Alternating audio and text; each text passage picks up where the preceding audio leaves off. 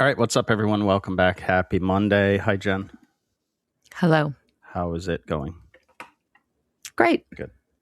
All right, let's dive into this. Obviously, we get a lot of ideas for the podcast through things that we observe or things that we see online and things that we talk to people about. And two of those are definitely still how do I find more clients and how do I find good staff?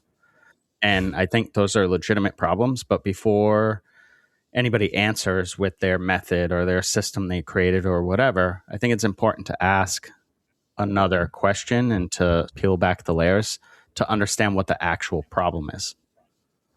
Mm-hmm. Because I need more clients might not be the problem. There might be something else going on there. And you need to figure that out first because we'll talk about it, I'm sure. I thought I was getting an echo for a second. Sorry. All right, let's dive in with our opening takes. Opening. You want me to go first? I don't care. I'll go first. So I feel like mine probably goes with what we're going to talk about today, but I've seen recently, and I've probably said this before, but a lot of complaining. The younger generation doesn't want to hustle. The school's not teaching the younger generation enough. The staff's not fast enough. I'm having them watch me, but they're not learning quick enough, blah, blah, blah. You can see where I'm going. And I would say this probably pertains to any industry, really. Here's the thing. Complaining gets you nowhere. I'm not sure even why you're turning to Facebook to just complain, because I've seen people even giving solutions and then the people just keep complaining. By the problem, create the solution. Bitching about it's not going to get you anywhere. Complaining about it, pointing fingers does nothing. It's actually just wasting your time. You're the solution, or you need to create the solution to the problem. Every generation is going to have its flaws and everyone's going to have issues, but you have to create what the solution is to these problems.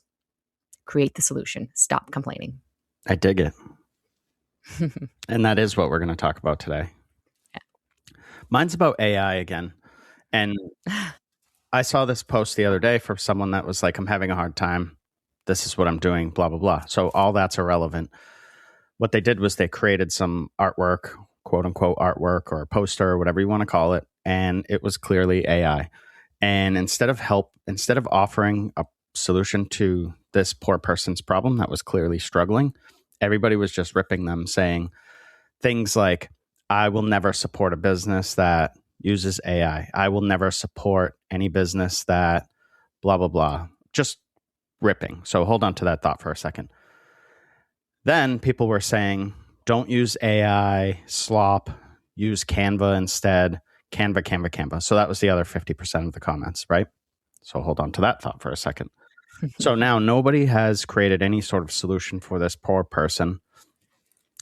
And I find it comical because these people are saying use Canva instead of AI. And they're talking about data centers in the water. Look, I get it if there's legitimate concerns and you're stressed about the planet. With any new technology, there comes problems. You have to pay the piper. So something has to be given in order for something to be taken, or when something's taken, something has to be given, vice versa. I trust that people will figure it out because that's what's happened every single freaking time a new technology has come along. Okay? That's one. Two, data centers are not new. They're just new to you. You just heard of them. That doesn't mean they're new. You're just hearing about a lot of stuff. That's okay. I'm not faulting you. But do a little bit of research because this is where it gets interesting for me. Canva, for example, has invested hundreds of millions of dollars into AI. They recently purchased an AI company. I forget the name of it. And it's in the hundreds of millions of dollars range of an estimate of what they spent for this company. They have a freemium model, right? So premium, but free. Freemium. They do it really well. They give you a lot of stuff for free.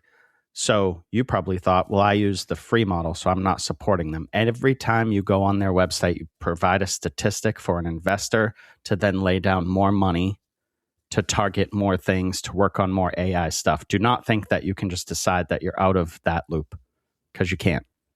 Okay? Now, I also think it's ironic that you're posting that you will not support a company that uses AI on Facebook, a company that's owned by Meta, who invested hundreds of billions of dollars into AI.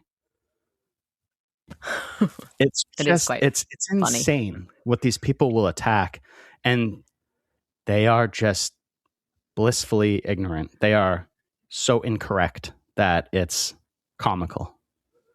And they'll attack somebody, but they don't even understand the words that they're using. Right. That's my opening take. That's a good one. Every once in a while, okay, let's move on. Every once in a while, I want to try something new with this podcast. Jen doesn't know this is coming. Oh, great. Good thing I can just roll with things. And I want to try a new segment called What Would You Do? So eventually, I'd love to use situations from listeners. If you guys are listening, you can send us situations. You can either message us if you know us personally, or you can send us a message through wherever you listen to the podcast. It should be at the very top. I believe it says send us a text or send us a message. We can actually reply to those now, which I've gotten a few and I've replied to. I didn't even know they were changing that, but you can. I can only reply once, and I'm super limited on how many characters. So if you get a weird response from me, that's why. I'm super limited. But either way, these can be anonymous if you want. So if you do send a message, it's completely anonymous. They can be staff issues, client issues, business decisions, whatever you've got. We'll listen to it. Until then, we've encountered, a million real situations over the years, either way. Probably. So today's situation, I'm going to let Jen go. And this doesn't have to be a long thing, or maybe it is. I don't know. Either way. Here's the deal. Your highest producing stylist is also becoming your biggest cultural problem. They're regularly late. Okay. They ignore your policies. Other staff is beginning to notice that they get away with things no one else does, but they're responsible for a significant amount of your revenue. What would you do?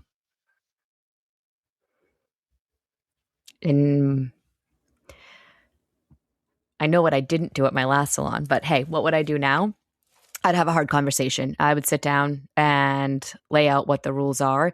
And this is what I do already. And at that point, a lot of times what needs to happen is a reset in their brain. Like, hey, these things are not what we expect. These are our rules. This is what you need to follow.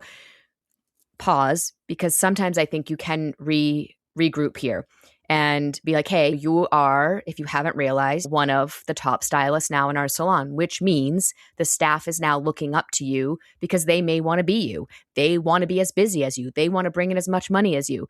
But what we can't have is a bunch of you doing all that with a lot of negative side stuff. So do you realize that you have these people that are looking up to you and want to be like you? I have seen in the conversations I have had those at our salon, they're like, I had no idea. They don't even realize that they've arrived at this new person, right? They still see themselves as the young stylist. And then go into, these are the repercussions. If you cannot do these things, this conversation next time is going to be extremely different. And then it's going to eventually get to a point where we can't keep you on the team because we need the team to operate at this level. And at some point, it's not going to happen with you on the team if you cannot fulfill the standards. And that's unfortunate. And then at that point, hopefully you're already building your next staff coming in. So even though you may take a hit in the short term, the culture is way more important than that big earner. And I can tell you that because I have, in my last salon, didn't do those things and it killed everything. Yeah, I have two things. One is I don't necessarily disagree with you about any of that. The only thing this is the second part, the only thing that I would say I would do differently is first sit down in the spirit of this episode and figure out why this person is doing these things. What have I allowed? What can I change? How can I better set them up for success? Or have I already made my mind up and this person isn't a good fit? Because there are going to be times where a person's just not a good fit. You've outgrown them, or you want to push your business harder and they don't want to grow with you, or whatever. Okay. And there's nothing wrong with that at all. People come and go in our lives all the time. But I would first do that, figure out what's going on there, because going at a person and saying a whole bunch of stuff is irrelevant unless you have some sort of solution, right? Unless you have something to offer to help them change and grow. All right, let's move into the episode. I will say too, I keep getting requests for video. I've had requests for YouTube. I've had requests recently to post clips again. I've had all sorts of requests, and I don't want to necessarily go back to just the talking heads of us on like Instagram. and YouTube shorts. But I don't know. People say they like it. So maybe, I don't know. I'm just thinking out loud. But Okay. if anyone has I don't think it's hard to do video. What's that? I don't think it's hard to do the video. Well, not just recording us like this. We had tried, we are recording, we're recording video, but we had tried in the past to publish on YouTube full video episodes, but it's just us sitting here. Yeah. So I feel like that gets boring for 30 or 40 minutes. I'm sure everybody wants to see my beautiful face for that long. Maybe. Totally kidding. All right. So let's dive into this episode here. Some of these sections we'll probably move through pretty quickly because I think we've addressed a few of them in recent episodes. I think we talked about this identifying root causes episode within the last handful, within the last maybe 5. But either way, so an owner says, I need more clients. First thing is, okay, why? What are you trying to accomplish? An owner says, I can't find good stylists. I need more stylists and more people to work or more people to rent from me or whatever your situation. Okay, why? Because before doing anything, you have to diagnose the actual problem. You don't want to just start throwing solutions at symptoms. Right?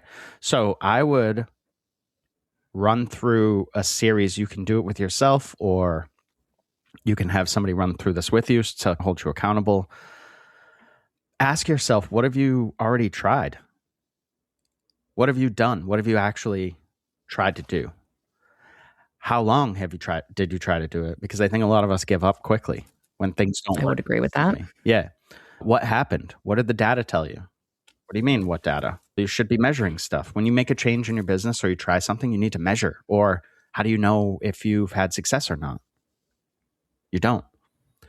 With that information, with the data, what would you change, or what did you change?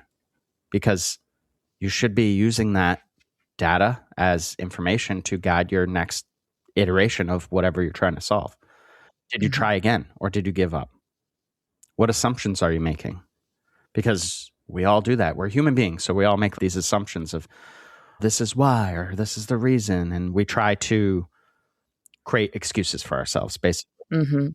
And then what evidence do you have that supports those assumptions? Because if you, for example, if you say the younger generation just doesn't want to work, okay, that's an assumption, pretty bold assumption, and it's easy for you to hide behind. But then how come salons like ours have younger generations of people that are working? How could that possibly be true? So something has to be off there. And I'm not trying to be like mean or anything like that, but use someone out there's success to figure out what you need to do. That's what we do. Those are better questions, right? So your process might look something like try something, measure it, learn from it, adjust, and then try again. Not try something, it doesn't work, ask Facebook what everyone else is doing. Right? Because a lot of what happens on there is misery loves company. One, people love a good echo chamber. So I love to hear that there's nothing I can do. Why? It's easy. I can blame everything else except myself. Right. The next thing I would get into, Jen, or do you have anything to add there? No, I would just be reiterating what you're saying. So no. So the next thing I would ask, no need to repeat, is what we talk about constantly all the time is, are your foundations actually strong? So before you even get into clients or employees, think about what people are choosing. What does your company stand for? Where is it going? Why does it exist? That's your mission, vision, and core values.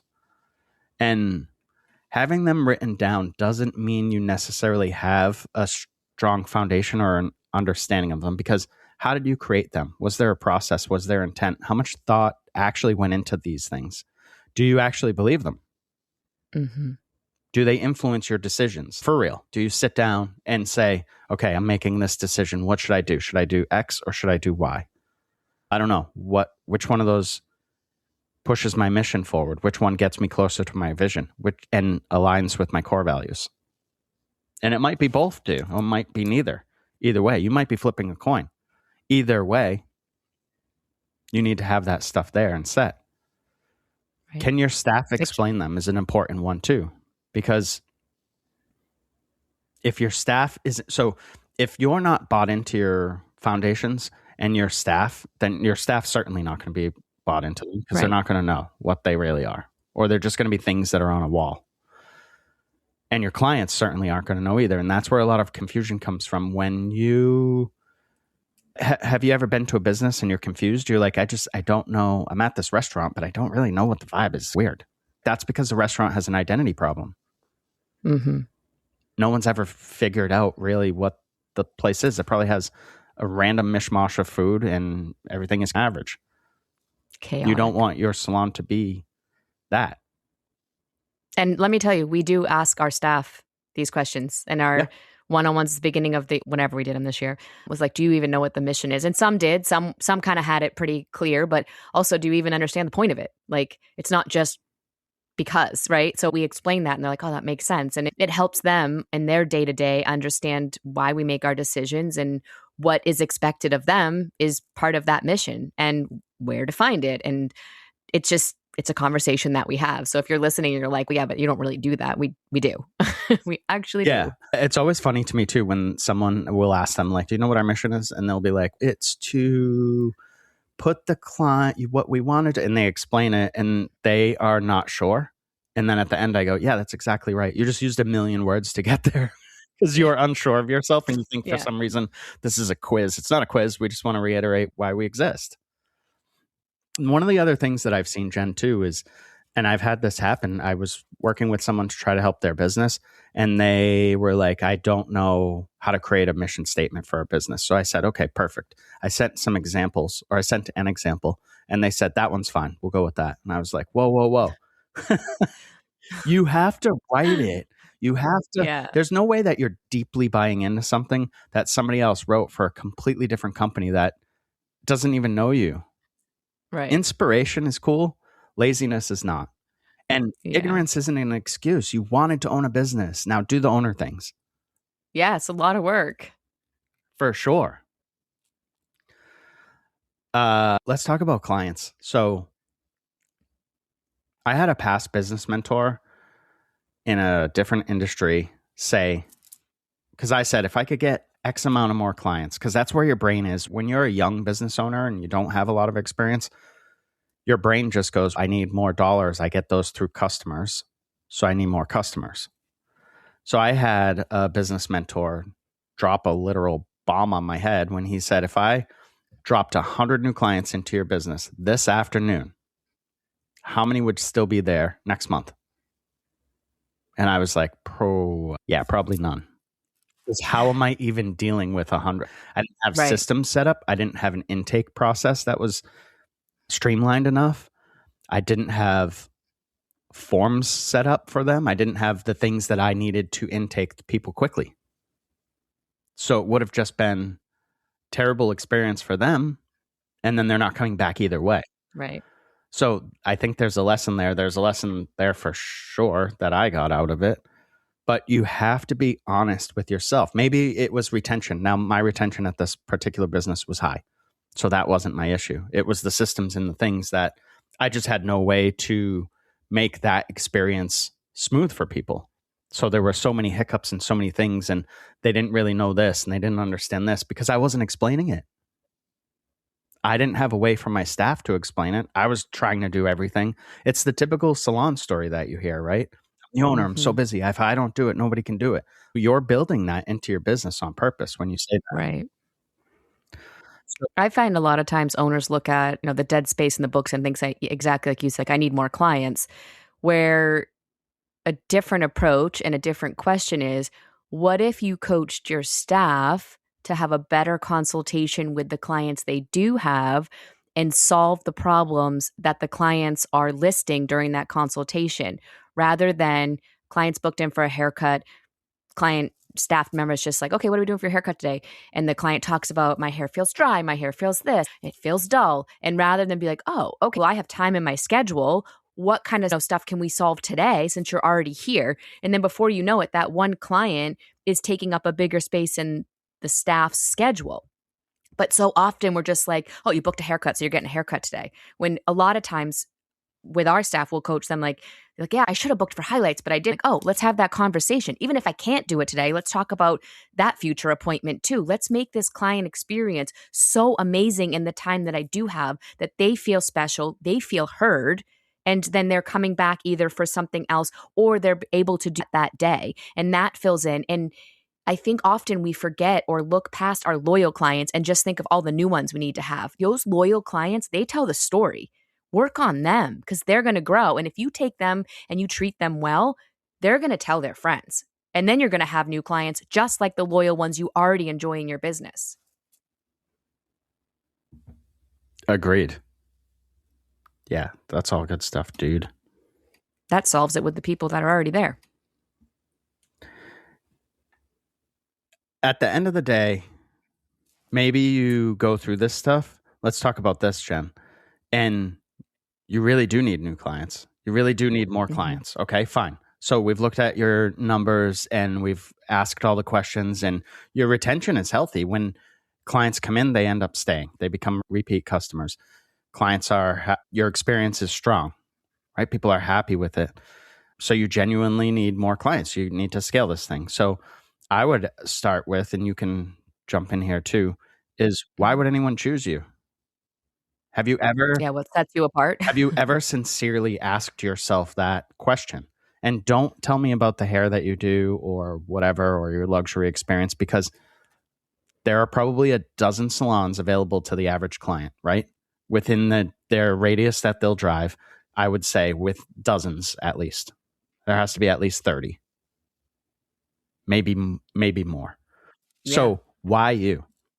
And sincerely, why you? Not because you think you're great. And I'm sure you are great. You're awesome. If you're listening to the Hello Hair Pro podcast, you're one of the coolest people I know. I don't even know you. No, but joking aside, what makes you the best solution for their problem? And that's something that we pride ourselves on at Hello, is we've figured out our target audience. We try to solve that problem for them, which is they appreciate time, they understand time, and they value time. Time is important to them because our target client maybe is a professional, another business owner, a busy parent, and they're somebody that values time in a different way. And that is why we don't have very many issues with cancellation policies and things like that, because our clientele that we attract. Now, do we get the occasional person that cancels a bunch of appointments? Yeah, but we deal with them as a human being and not as an Instagram post bitching about clients are taking food away from my kids or whatever. That's crazy. But so we had to ask ourselves, though, honestly, what is the clientele that we want to serve? And are all of our clients business professionals and business owners and parents? No. We have a young staff. A lot of clients are people that are attracted to a younger stylist, a younger barber, whatever. Now, that's a different group of clients. You can have more than one client avatar for your business. It's just, the thing is, you don't want to be for everybody, and you don't want to be this big sweeping thing that says, I'm great at hair, so I'm going to be successful. You wouldn't be in a Facebook group going, I need more clients, if that were true. Right. So run through some questions. What truly separates you? How have you earned someone's trust? What problem are you solving? Are you making your marketing about them, or are you making your marketing about yourself? Yeah, I think that's huge right there. And do you know who you're trying to target with your marketing? Have you thought about that? Do you know what areas you're trying to target? Yeah. How are people discovering you? What are people looking for? Now, if you're a younger generation, it's probably TikTok. Maybe it's Instagram. If you're a little bit older, it could be Facebook. If you are across the board, it could be Google or whatever people are using. And then how are you demonstrating your expertise before they book? Because you can just say you're great, but how are you proving that? When no one's ever heard of you before, you have to buy their trust before they're going to come in. And I'll give you some of what we do, right?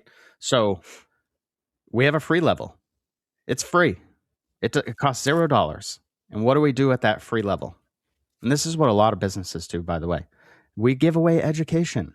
So if you go on our website, we have a bunch of blogs up there. They're under client resources. It's free. We answer common questions that we get from people. So now you're starting to create answers for people, and you're creating these resources of useful content, and people start to build trust. People read them. People see them. You might not think they do. They do. Right? Also, we can get into marketing in a different episode, but it's good for your reach. So now you're answering questions for clients before they're even giving you any sort of money at all. Right. Maybe it's what we do with our podcasts. A lot of people have found us through our podcast. Maybe it's whatever free stuff. You can do it on Instagram too. You don't need to start a blog. You don't need to. These are just examples of things that we're doing. And then when people find you and you start to demonstrate that authority, that you know what you're talking about and that you're going to solve this problem and all is going to be well in the world, then they will pay you. Right? And that is your core, normal level experience. Maybe they come in and they just want a haircut. They just want to blow dry. They just want to style. They just want to make up for an event. They're testing the waters, but they're giving you money. And then you can get into premium stuff. And that is where people will, in the industry, they say niche down. That is where you want to, you want to specialize in extensions, right? That's a higher level service. You need a specific expertise for that. You need specific experience, right? It's a different set of problems that somebody's trying to solve, and it's more niche, right? Everybody gets haircuts. Not everyone gets extensions. Everybody gets a haircut. Not everyone gets like unicorn hair or whatever, right? That's another area of expertise. So that's your premium level. So you're moving people through these, through like this funnel. Why would they give you a chance? What problems are you solving for them? I think that stuff matters. Oh, for sure. And it does set you apart. And most salons aren't doing that. So if you start that kind of stuff, that work behind the scenes, I'll say, it will put you in front of the right clients and you will attract better clients. Yeah. If you're listening, go on our website, hellohairco.com. Just search that up. Right on the top says client resources. Click on that. And then open whatever, there's maybe like 12 blogs on there currently because I redid some stuff and took down some old stuff and whatever. Click on anything randomly that's from the last, say, 6 months, and you'll see our new structure. And that is reaching people. We've had people already reach out, and it's only been up for a couple months. We've had people reach out and say, I saw your article on this. I want to book it. That stuff, once you create that, that's there forever. That I don't need to do much with that. Now, every once in a while, will we go through and update things because things change or our recommendations change or whatever. We're using a new method for something, whatever. Yeah, sure. But for the most part, that stuff lives on your website that you own, and it's not going to get buried on your Instagram feed. And then you have to recreate the wheel every week. Right. The next thing, Jen, I want to talk about is effort. Because we talked about in the beginning, like when somebody tries something, but they try it for a minute, you're like, this isn't working. I don't think this part can be skipped at all. So maybe you've diagnosed everything correctly. You need clients. You've got a great business. Positioning makes sense. Great. It's now, are you putting in an honest effort? Honest effort. And only you can answer this question. I can't answer it for you. I mean, I probably could. Let's look at marketing, right? Marketing takes time. That's what that takes time. Yeah, no shit. What are you going to do during that time? Marketing takes time. So you should be still doing stuff. You can't post on, I've seen people do this, but you post, I've done it before too. You post a few times on Instagram and then you go, social media doesn't work. Or you spend $100 on Google ads. You don't know what you're doing. And then you're like, Google doesn't work. Or you put up one article and you're like, I'm not ranking on my website.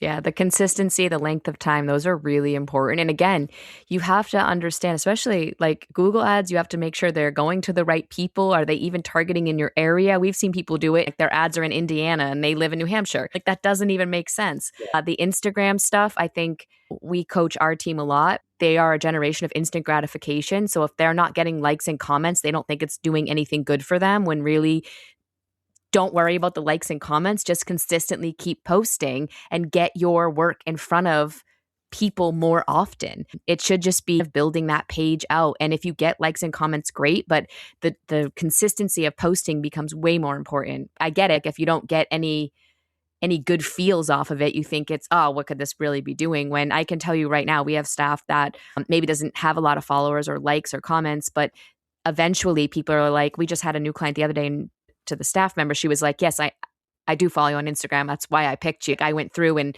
searched the website. I've been watching your stuff. I've been watching everything you post. So this client never engaged, but she booked with the staff member. And so then I would ask you, what's more important, engagement or the clients that are coming in and sitting in your chair and paying you?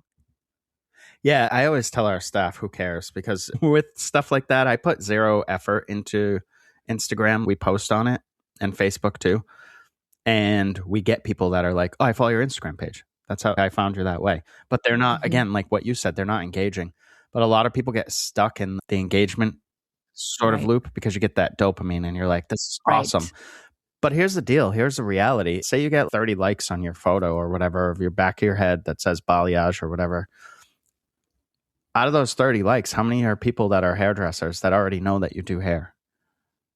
That's not impressive at all. People are just hitting like on stuff just to hit like. That doesn't support you or grow your business or put money in your pocket or put people in your chair at all. It does none of those things. So who cares? Right. That's what I mean. We had the new client that came in, was like, oh yeah, it's from me watching you on Instagram. Again, no engagement, but that's how she ended up picking the certain stylist in the salon. That's the win. That would make my whole entire week. Are you kidding me? Yeah. There's just, with effort too, there's big difference like in mindset. So I've seen people that'll say stuff like, I tried Google Ads, didn't work for me. That's crazy to me. Because so a better way to look at it, like here's what we've done. We've invested consistently. We've measured our acquisition. We've looked at the client quality. So that, are we getting the right clients? We adjusted what isn't working, and we're continuing to improve. That's effort. Right. One of them is checking a box. I tried it. And the other one's running a business. Yeah. Did it not work, or did you not work? Do you even know what you're doing? Right. And sometimes strategy, so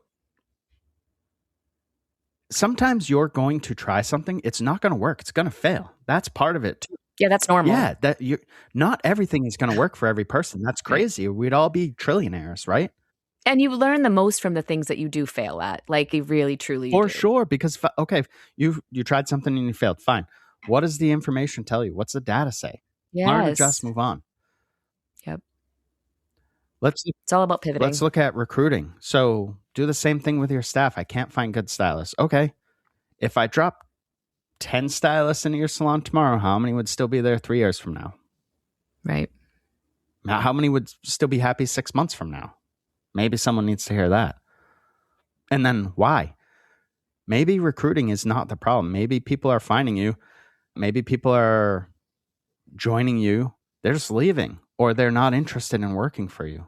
But why? What are you missing? You've got to dig deeper. Have you asked them, have you asked people what they want? When Jen and I are in other businesses, we ask people what they're looking for. When we talk to the younger generation, we don't go, you guys suck and don't want to work. We go, what are you looking for in a company? What would make you choose a salon over another one? Because there's value in that. It's not value on the other side. Yeah, we need that information. And with that, then we look at, what are our offerings? How are we operating? Can we, or do we need to pivot or innovate and change some things for what the new generation is looking for? Or are we working at a capacity that works to meet both standards? Ours as Hello Hair Co., and that we're still there. And then the new generation and the offerings that we can give them. For sure. But you've got to ask yourself that. Have you asked them what they want? And then did you create a plan to help them get there? That's an important part of it too. Or are you just focusing solely on what the business needs, which is what you need from them? So that's a lot of what we hear. You can build people and build a business at the same time. Those things aren't opposite. I think diving into a little bit of why anyone would want to work for you in the first place is maybe important also. So yeah, what sets you apart also as an owner and as a business, and what you're offering and how you're leading it. Yeah. What do you like? Why should someone choose you? And please, for the love of all that is holy, do not tell me about your snacks and your free parking, your And drama you're drama free, free. supportive, collaborative, your lackluster education. We're like a family, Olive Garden. Not knocking the Olive Garden. Gwen loves it. Because honestly, no one cares. Every salon says the same shit. I'll give you the secret sauce right now.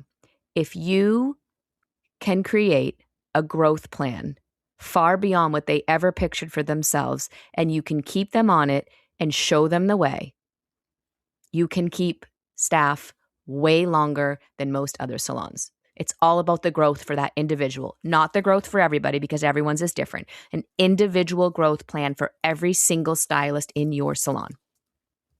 And then you keep on them and you push them. And you can find new staff because maybe you do. Maybe you're expanding. Maybe you have shifts available and you want to fill them and you actually do need more people. You can find them. Our most recent hire was somebody that found us. They followed us and they said, I know this person. They came to work for you. I've watched them grow. I've watched their success. I believe that you were able to do that for them because I can see it. Mm-hmm. And so I want that. And they came to work for us. So what are people actually looking for? So I just made fun of the stuff that every salon says. We have free parking. Right. Okay, cool. Like where doesn't have that in the city? Yeah. I guess you got to pay. Just go get it stamped somewhere. I don't know. People want things like leadership, autonomy. No one wants to be micromanaged. They want stability. They don't want to have to worry about finding another job. You think they're worried about that. They don't want that. They want to just work in one place. It's wicked easy. And there you go. Yeah. They want freedom. They want support. Are you supporting them? Or are you too busy behind the chair yourself? Jen talked about growth. We talk about opportunity all the time. What about recognition? What about just saying, hey, thanks. Good job. Hey, I'm proud of the way this team responded to this problem. Hey, we had a difficult client and everyone came together. The client left happy. Thank you for protecting the business. It's not just about you. They want a sense of belonging, to be part of something that's greater than them. That's greater than the sum of its parts is what I meant to say there. And aligned values. They want to understand the rules. They want to be at a place that feels like something they would build if they could. Right? And then, great. So you can say you offer those things, right? Now, here's the deal. Prove it. Yeah, you have to deliver over and over and over again. Yeah. This is a huge one. And it's something that I think that we've done at Hello, and we constantly are trying. It's not like we're done doing it, but excuse me. You say you develop careers, show us one. You say you build stylists, show us. Mm-hmm. You create opportunities for people. What opportunities? Who got them? Right. What happened? You say you educate. How? What improved? Show us stylists that got better. Now, when you start, and I don't mean show us like show me and Jen, but show people in the world. Deliver. Yeah. You say you help people get to their goals. Whose goals? What were they? What did you do? Show the world what you've been doing. And that is evidence. And that is so valuable. Like I just said, we were approached. Maybe we have in the past, but we don't post we're hiring. People find us. How is that possible? We do these things and then we just tell the stories about it and word gets out and people go, oh, I want that. It's not rocket science. So you guys, if you're listening and you're struggling with hiring or finding clients, just copy it and then measure it and then make it yours. Yeah. So don't necessarily copy word for word, but because it won't align with anything that you're doing. Make it your business's version though. Yeah. You want to start a blog? Maybe you start a blog. Maybe your problems that you want to solve for people are more entertainment related. Then start an entertainment blog about celebrity hair. I don't know if that's what your target client is interested in. Do that. Put that out there. And then your people are going to find you. Right? Meet people where they are. Not everybody wants the same career. Not everyone wants the same thing out of this. We talk about this all the time. Some people want to sprint. Some people are marathon paced. Both are acceptable to us. Show each person their path and exactly what they need to do to get there. It's very individual. And don't promise all these unlimited opportunities if your company can't provide that. I've seen that. Right. That's wild. Oh my. Right? Yeah. Don't sell someone a career that doesn't exist. Then that you can't deliver on. Yeah. Because that's just going to be an epic fail all around. Yeah, for sure. I have 2 more things. Do you have anything? No. All right. So this might sound harsh, and that's okay, but nobody cares. Figure it out. So if you're somebody that's complaining about stuff, no one cares. No one wants to hear you except your echo chambers. Economy sucks. Too bad. Figure it out. Need clients? Great. Figure it out. Out of money? Figure it out. You should do that quick. Can't motivate your team? Figure it out. You have to figure it out. Don't blame them. Right. It's on you. Your air conditioning breaks? Guess what? Figure it out. We know that one. Bunch of water comes into your place? Figure it out. Funny how funny. It can get worse too. You catch your business partner stealing. How about that? How about something like that, right?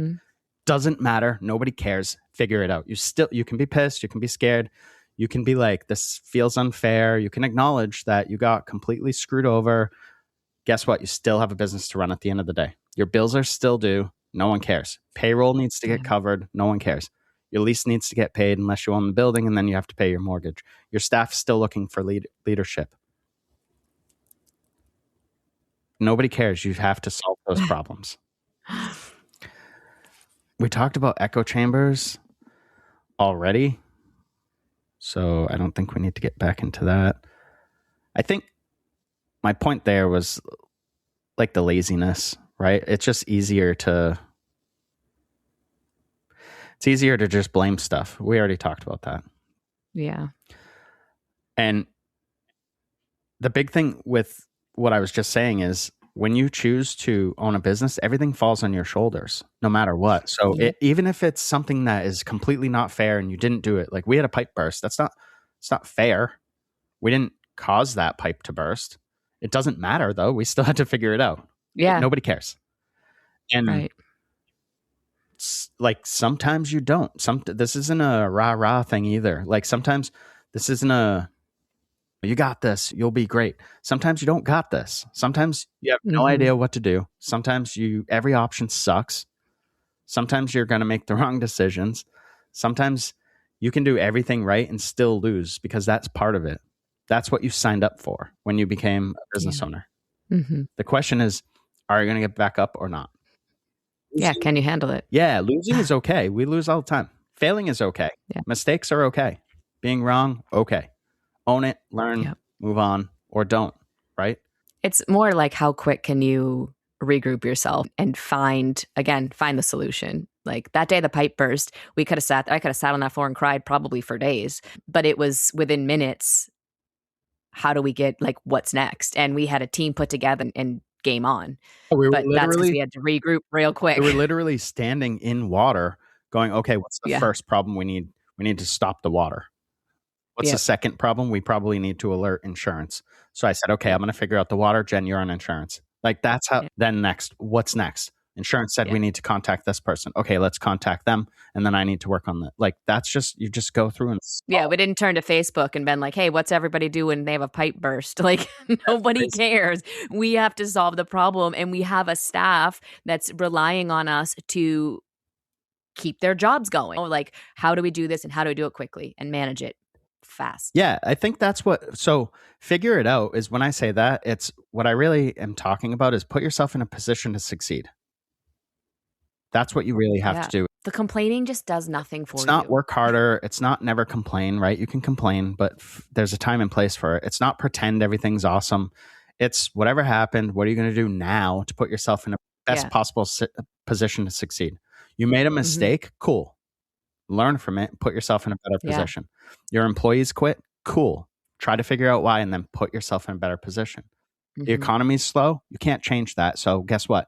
Cool. Now adjust. Put yourself in a better position. Your marketing failed. Cool. Make the adjustments. Right. So I think that's probably it. Before we go for another, we're at 45 minutes here. It's crazy. Yeah, no. All right. Thanks for listening. I feel like I just ranted for 45 minutes. You did great. I hope it helps. I hope it helps people out there that go, you know what? Yeah. And reach out if you need help or you need someone to be like, shut up, just do it. I'm good at that. If you haven't figured it out. All right. We'll see everyone next week. Have a great Bye, day. everyone.